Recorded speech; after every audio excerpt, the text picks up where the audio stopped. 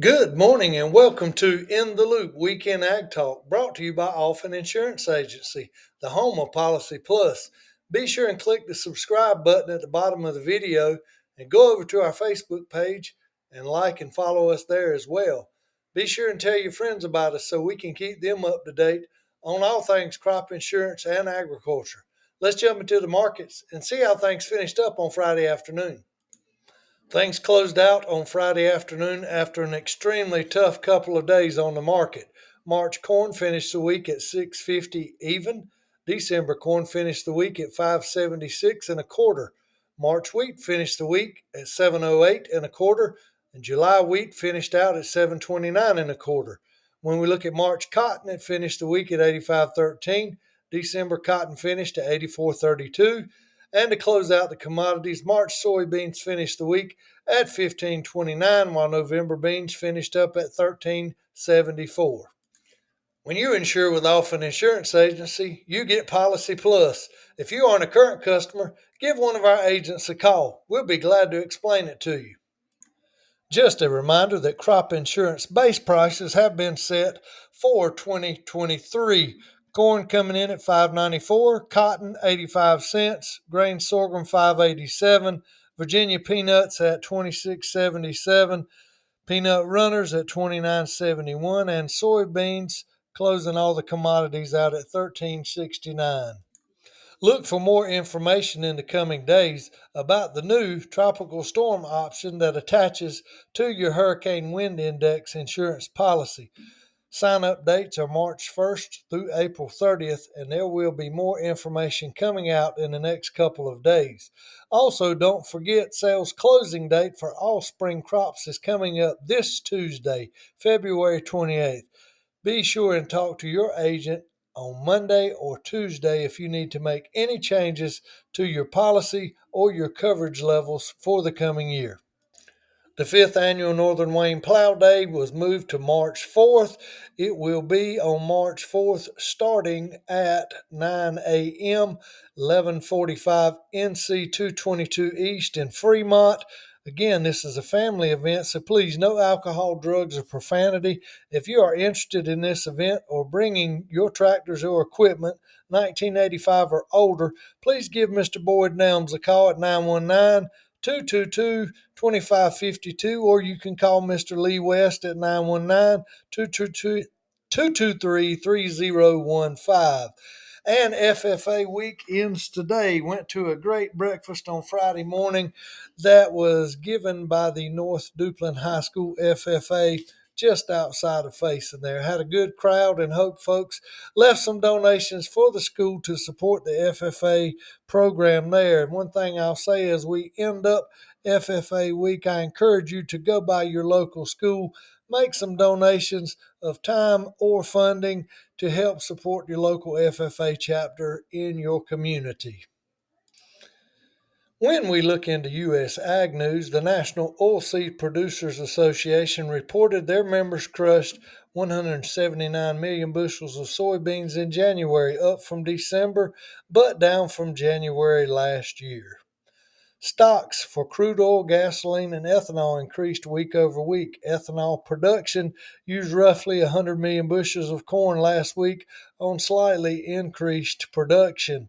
Ag export sales last week were a little bearish. Corn still not seeing high enough volume to ease concerns of more cuts. Soybeans are seasonally moving lower as Brazil's production hits the market, and wheat sales are just okay on the week. Also, this week, the U.S. Ag Outlook Forum released their predictions for 2023. They're showing corn acre estimates at 91 million acres and an estimated yield at 181.5 bushels per acre and stocks use ratio being at 13. When we look at the 2023 soybean acre estimates, 87.5 million acres and a 52 bushel average per acre yield estimate with stock to use ratio at 6.5. Projections for a big U.S. crop and increased ending stocks really kept markets bearish as we ended out the week. When we look into world ag news, there was a frost last weekend in Argentina. That would be the equivalent of us getting a frost in late June or July. The odd summer frost event occurred in some areas of Argentina last weekend. Still, it appears as if the vast majority of the corn and soybean areas saw low temps in the upper 30s to low 40s. The country went from a heat wave to a frost in less than a week. Strange things happening in the world of ag. Looks like Argentina will only see sparse rains over the next 10 days. Some key corn and soybean areas will see no rain at all, while others may see up to 1 or 2 inches of rain. When we look over to Brazil, Brazil has halted beef exports to China after confirming a case of mad cow disease. The case was confirmed by Brazil's ag ministry this week. Shipments were halted immediately as part of a trade deal between the two countries. Brazilian authorities will soon hold conversations with China in order to resume trade flows. Field work in Brazil remains low. Well followed private group Ag Rural estimated that the country's soybean crop was 25% harvested through last week versus 33% the same last year. The country's second corn crop was 40% planted versus 53% planted same week last year. In an attempt to further educate our customers, this week we're going to spend a little time in something to consider and talk about understanding charts and the terms overbought and oversold, which are commonly heard when you hear commodity reports.